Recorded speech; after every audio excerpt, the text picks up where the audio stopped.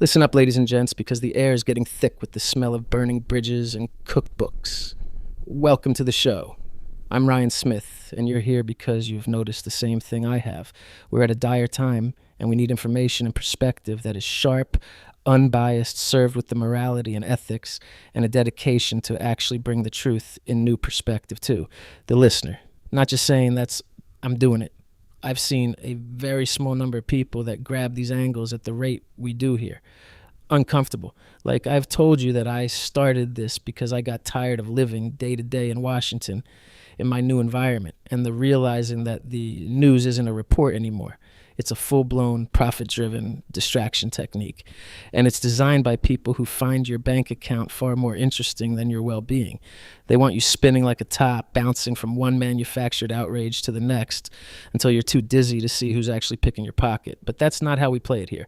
On this channel, we don't just watch the fire. We look at who's holding the match and what they're trying to hide behind the smoke. This is my new Monday ritual, the Monday morning quarterback, where I take the screaming headlines they fed you all weekend and line them up against the receipts I've been keeping for months.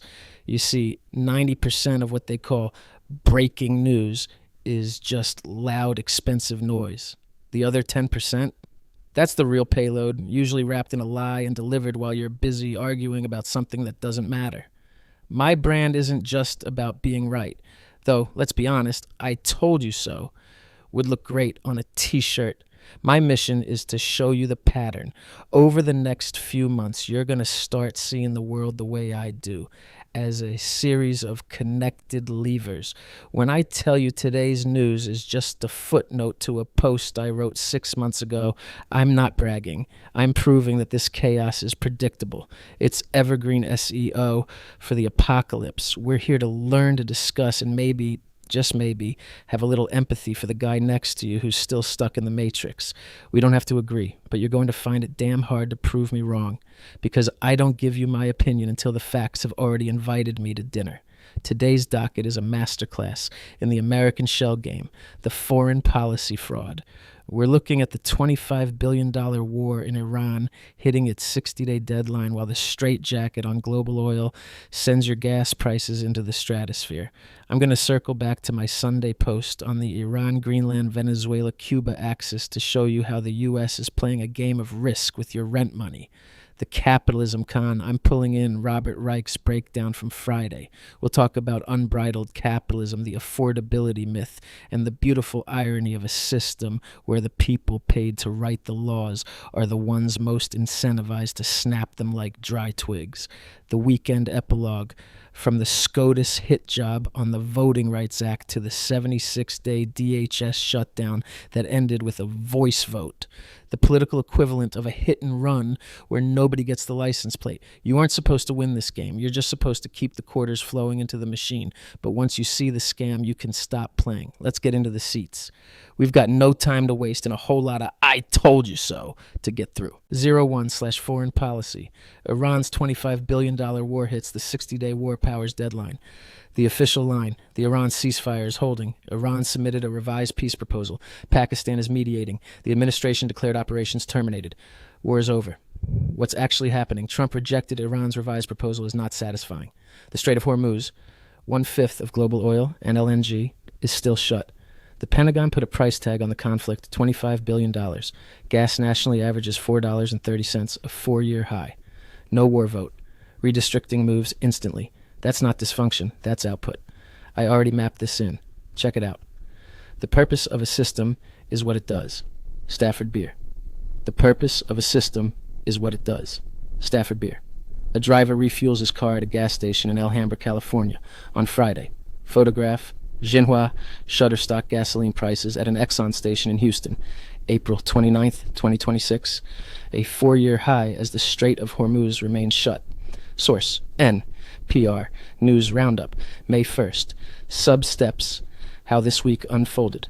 The 60-day clock arrives. May 1st is the War Powers Resolution's 60-day deadline. Congress has not voted to authorize the conflict. The administration argued Thursday that the ceasefire itself terminated hostilities and stopped the clock. Hegseth versus the Senate Defense Secretary Pete Hegseth testified before Congress Thursday. It got testy. Senator Tim Kaine said the War Powers Statute never says anywhere that a ceasefire pauses the clock and that another vote is coming before the weekends. Iran's proposal gets rejected. Iran delivered a reviewed framework. Trump called it unsatisfactory. The Strait of Hormuz blockade continues from both sides.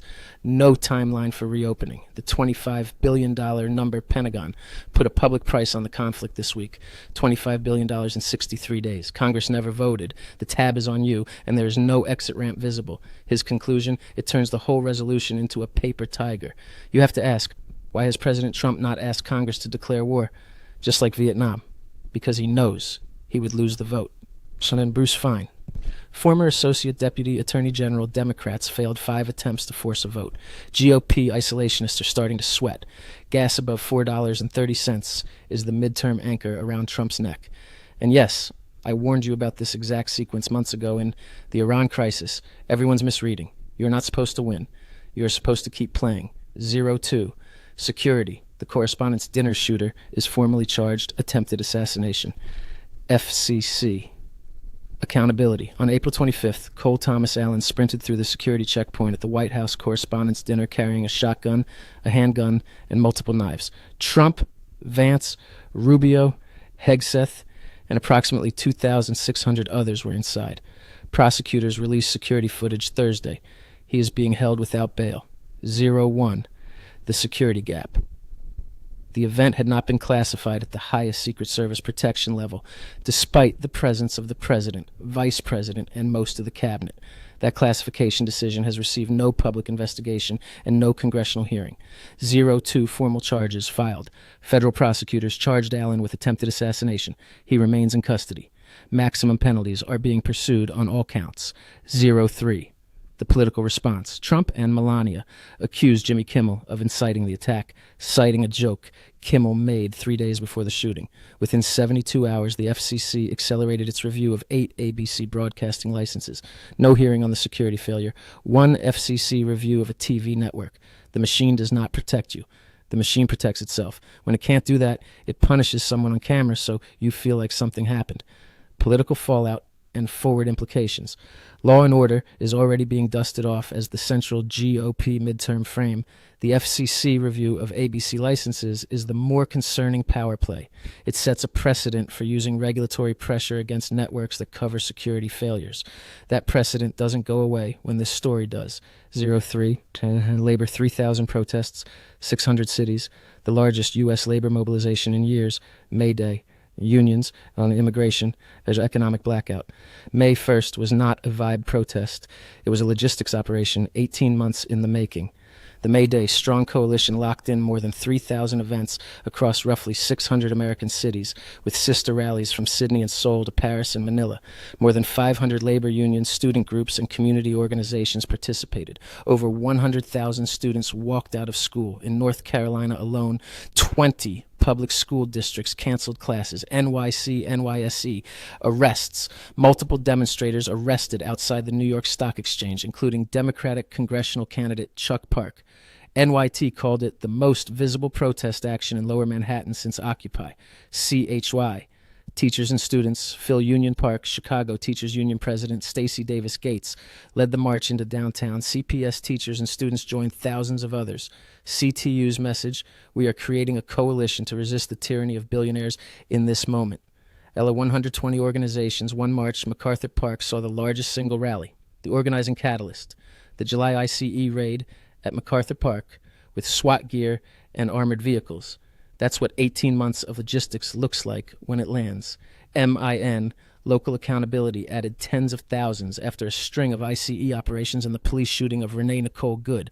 National protest energy fused with local grievance, the most sustained crowd in years. 3,000 events across 600 U.S. cities, 500-plus unions, 100,000-plus students walked out.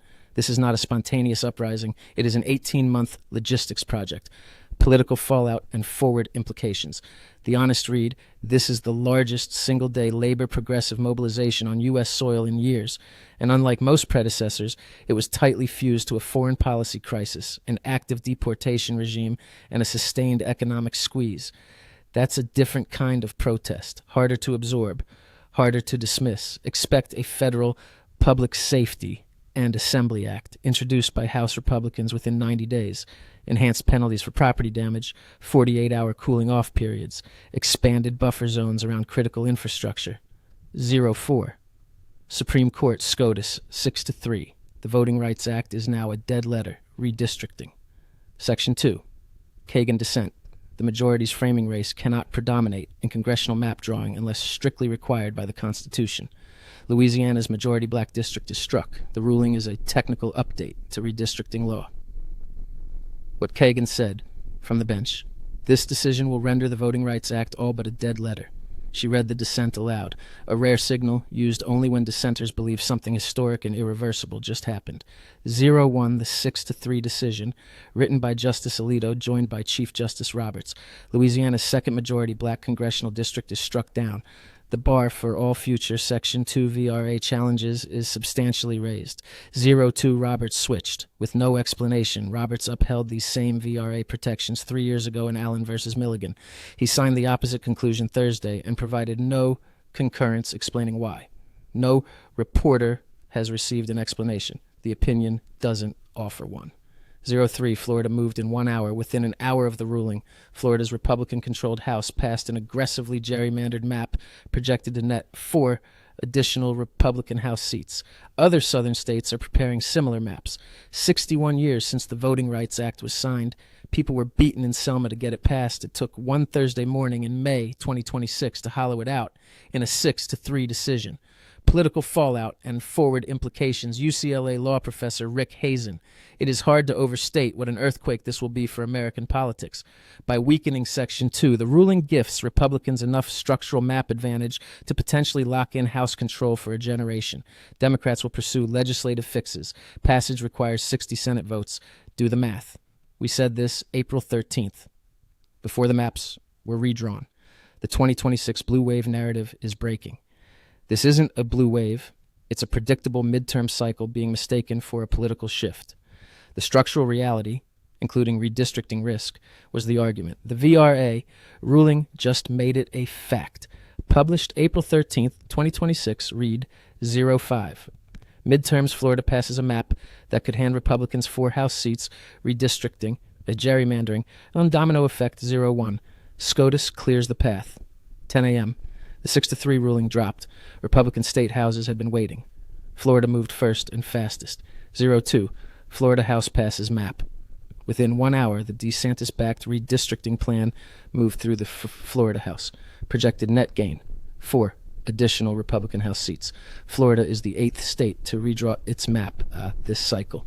0. 3 legal challenges filed immediately. Democratic attorneys filed challenges within hours. Under the new SCOTUS standard, the legal bar for blocking the map on VRA grounds is dramatically higher than it was last week. 04 other states, watch and follow Alabama, Georgia, and South Carolina legislative leaders signaled they are preparing similar map updates. The redistricting domino effect could materially change 6 to 10 House seats before November. The shooting at the dinner will be resolved by November. The maps will still be there. 06. Health policy, Casey Means is out. Nicole Safier is in. MAHA takes another hit. Surgeon General HHS RFK Jr. This is Trump's 3rd Surgeon General nominee. Jeanette Nashawat failed first. Casey Means, the MAHA movement's preferred pick, failed after tense exchanges threw her confirmation into doubt. Means publicly blamed a year-long smear campaign against the MAHA movement. 01. Means stalls and Senate senators on both sides grilled Means on vaccine stances and experience. Her path to 51 votes evaporated. 02. Safier nominated April 30th. Trump nominated Dr. Nicole Safier, radiologist at Memorial Sloan Kettering and former Fox News contributor. RFK Jr. called her a longtime warrior for the MAHA movement. She has also called Trump's Tylenol warnings oversimplistic and patronizing. More confirmable than Means, not without friction. 03. RFK Jr.'s blessing. A complicated endorsement. Kennedy's support may help with the MAGA base and hurt with the 5 or 6 Republican moderates Safier needs. 3 failed or stalled nominations in a row. The MAHA movement's grip on IHHS is loosening with each round. 07. Congress, the record, 76th day. DHS, shutdown ends with a voice vote and no names. Accountability, ICEETSA, deferred 01 76 days. a record. The longest partial agency shutdown in American history. TSA.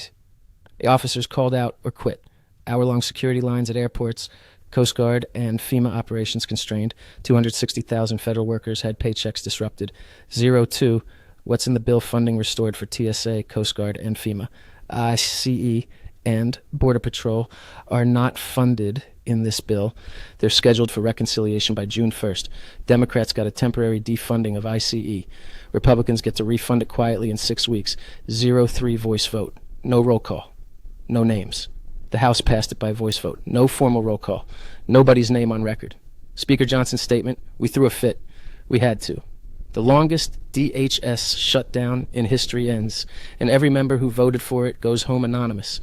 This is how institutional cowardice looks when it dresses itself up as process. 76 days, 260,000 workers, a voice vote, no names, nobody held accountable. 08, foreign policy. Breaking Trump announces new Cuba sanctions as Iran crisis deepens Cuba. Sanctions. Sequencing Saturday morning, Mar-a-Lago. New Cuba sanctions announced. This is not a surprise. It is a sequence. We covered the architecture of this move in last week's uncomfortable briefing. Venezuela's oil cut off Cuba's fuel line. Cuba's lights went out. And now the pressure is being institutionalized through the sanctions regime. The next act writes itself. If you haven't read last week's piece on the full Venezuela to Cuba to Iran to Greenland receipt, that's your homework. The Cuba story only makes sense if you understand what it's connected to.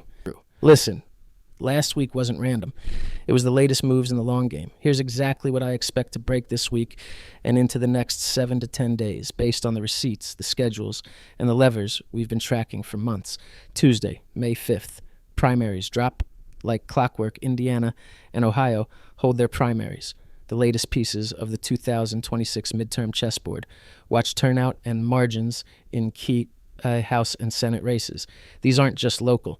They're early signals on how the post-SCOTUS redistricting wave and Florida's new map that could net the GOP plus 4 seats are landing with voters. Expect mainstream to call it routine. I'm telling you now, this is the ground game for control of the House. I flagged the redistricting acceleration months ago. Here it is. Iran/Strait of Hormuz watch. The $25 billion war's 60-day clock may be done, but the real pressure builds. Trump already signaled the U.S. will help free trapped ships starting this week. Watch tanker traffic, insurance rates, and any new sanctions enforcement. Oil volatility feeds directly into your Venezuela-Cuba-Greenland axis. Higher prices equals more leverage for the players we just discussed. This story doesn't vanish. It mutates into energy dominance headlines. The domestic squeeze continues. Labor/protests fallout.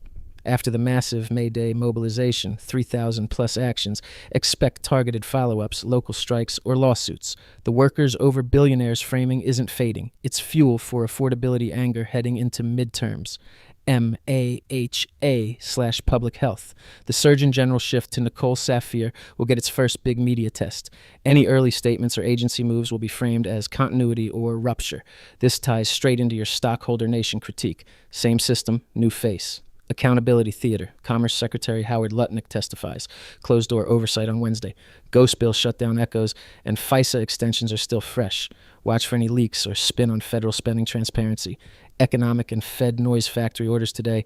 ADP jobs Wednesday. Multiple Fed speeches. Inflation, energy prices, and affordability are still the number one voter pain point.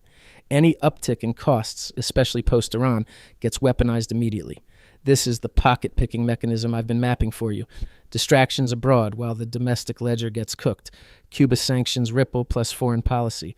Fresh sanctions hit repression networks and energy facilitators. Expect immediate pushback from allies, possible migration spikes, or proxy responses. This locks in the axis you just broke down. Iran money to Venezuela, disruption to Cuba, pressure to broader resource plays, Greenland included. The straitjacket tightens. Watch for any emergency funding or military posture shifts. Broader midterm and redistricting momentum. Florida's new map is already law. Democrats are screaming gerrymander while Republicans call it fair maps.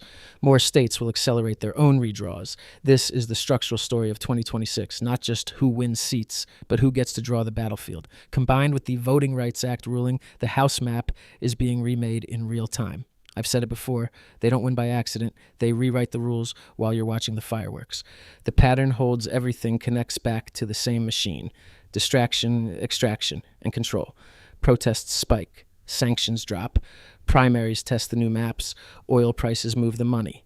You're not supposed to notice the levers, but once you do, the chaos stops being confusing and starts being predictable. This is why I do the Monday morning quarterback.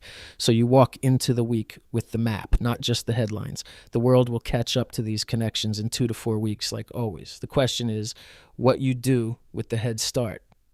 The connective tissue. This week's foreign policy isn't 8 stories.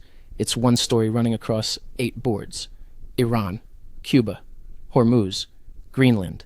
The weekly news cycle wants to file these separately. They are not separate. Here's the through line. And here's what this week added to it. The foreign policy thread. The Iran war just hit its 60-day constitutional deadline with $25 billion spent. No congressional authorization, a closed Strait of Hormuz, and gas at $4.35. That number is not a consequence of the war. It is the operating condition that makes everything else in the supply chain make sense. We laid this out last week. When Hormuz closes, Venezuelan crude under open-ended American licenses becomes the premium alternative source on the global market.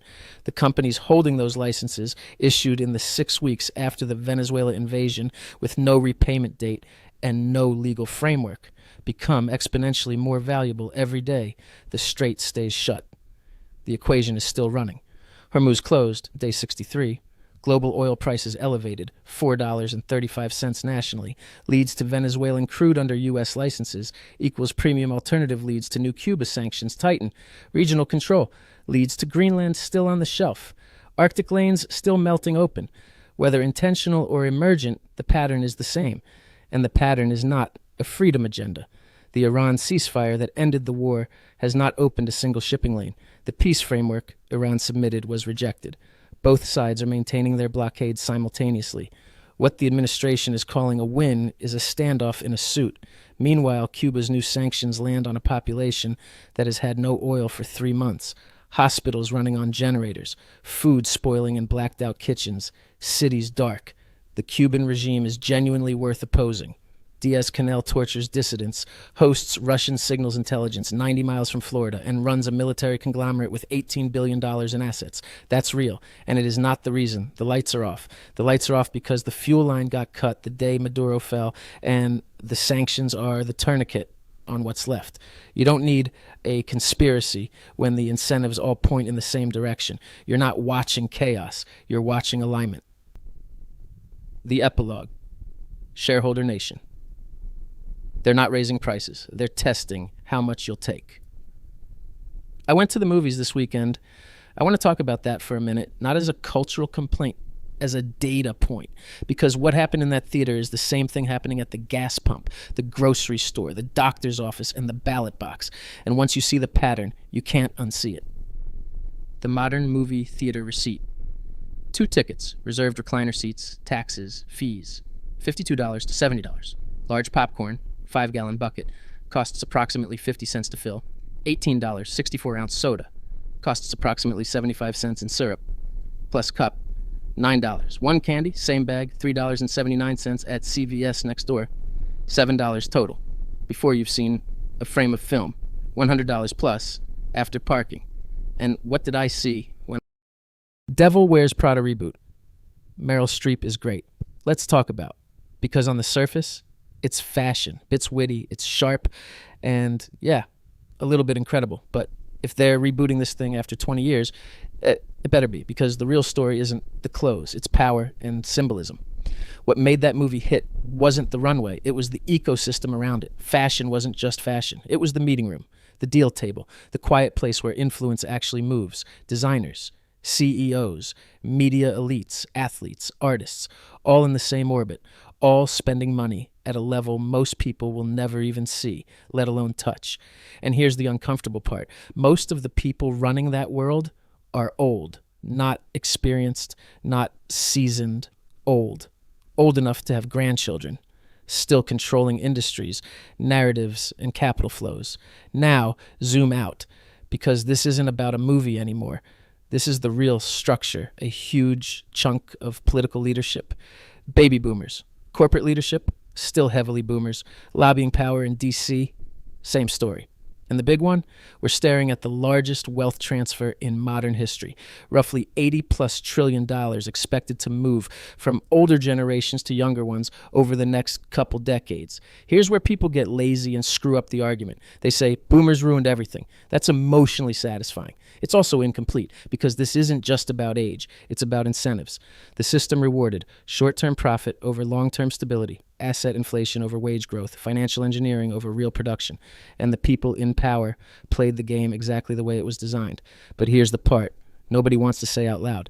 At some point, holding power too long becomes its own form of failure, not because of age, because of stagnation, because systems need turnover, because perspective expires. You can't have leaders in their 70s and 80s, lobbyists writing policy for decades, CEOs holding the same power structures, and expect a system built for the future. Now let's be honest for a second. A lot of people in that generation worked hard, played by the rules they were given, built real things, and yeah, they're living longer.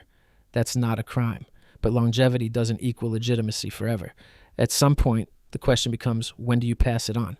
When do you stop optimizing for your timeline and start thinking about the one you won't be here for? Because if the answer is never, then don't be surprised when the next generation stops asking politely. The Devil Wears Prada wasn't about fashion. It was about power that refuses to age out. The reboot, if it's honest, won't just be about style. It'll be about succession and whether the people holding the system together know when to let go or force everyone else to take it from them. Spider-Man, another one. At least the 5th version, possibly 6. Wait, 11? How can we have 11 Spider-Mans? Wait, 11 in 24 years?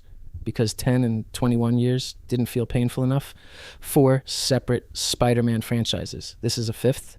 Tobey Maguire trilogy, Spider-Man 2002, Spider-Man 2 2004, Spider-Man 3 2007, Andrew Garfield, Duology, The Amazing Spider-Man 2012, The Amazing Spider-Man 2 2014, Tom Holland MCU trilogy, Spider-Man Homecoming 2017, Spider-Man Far From Home 2019, Spider-Man No Way Home 2021, Animated Spider-Verse, Spider-Man Into the Spider-Verse 2018, Spider-Man Across the Spider-Verse 2023. Star Wars, another one. Binge 30+ hours of the other 11 to catch up. No E, it'll be 12, and all from the same production company. One of the most successful stupid things, in my opinion, to ever grace on-screen Earth.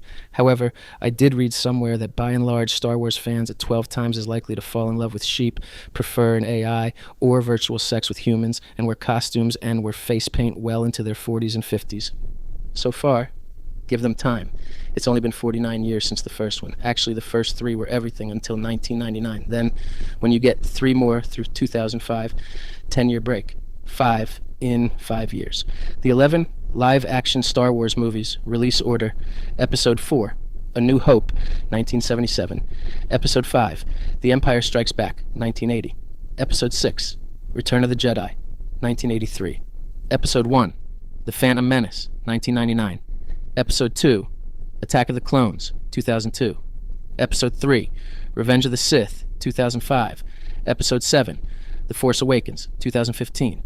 Rogue One, A Star Wars Story, 2016. Episode 8, The Last Jedi, 2017. Solo, A Star Wars Story, 2018. Episode 9, The Rise of Skywalker, 2019. Fucker in-laws. All right, let's go with another money grab. Again, franchises at $1 billion, one of the best actors ever, and one of the biggest examples of the Nepo actor ever for money that they don't need for a movie, would be $1 billion after the premiere, which once again was a quarter century ago. And what next? Ariana Grande? At PC. But whatever the hell is making her wear 80 pounds coming out, not for dinner, but to make a movie with the likes of these two to see if they can improve once and for all, that if they're 16 years off and having a third installments as the lowest in the decade of the prior 3, if we don't show everyone for the 26th anniversary that we're kind of be that biggest hit of all of them, because we know the movie can't live up to the past, but Morgan with Ariana Grande like a very sugar-free diet cherry on top. Toy Story 5, Woody and Buzz break out of Andy's nursing home, Michael Jackson biopic, Man Dead 20 Years, Low Hanging Fruit, Massive Marketing, Probable Nothing Burger.